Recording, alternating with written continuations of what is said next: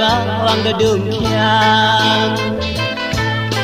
nang maya chimo khwe cho vidori chimo khwe cho vidori ao mai lần ho nang maya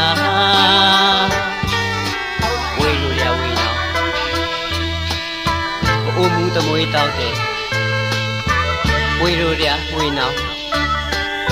ta da da ngao pa o te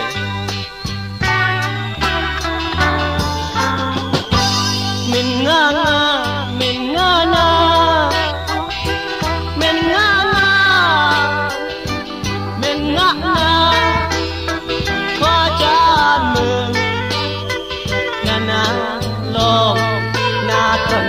คนละมันนอนพิงเล่นนะเพราะว่าโอ้ยได้อยู่ละเต้าดื่ม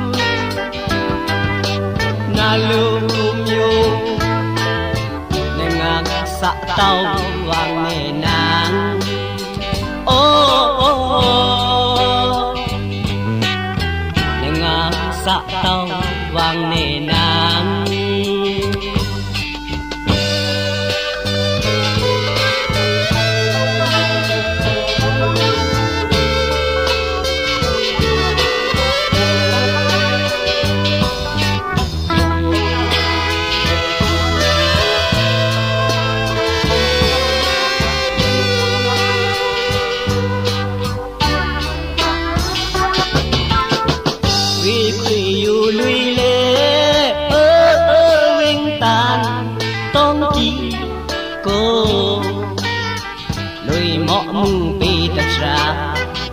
Ayong nga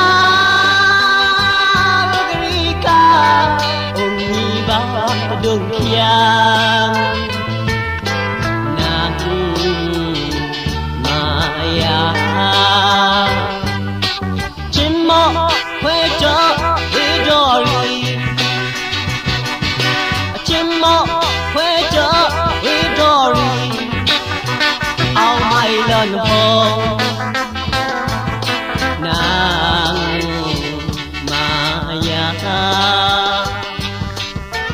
we ru ya we now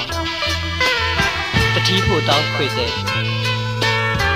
we ru ya we now sing nga taw khwe te min nga na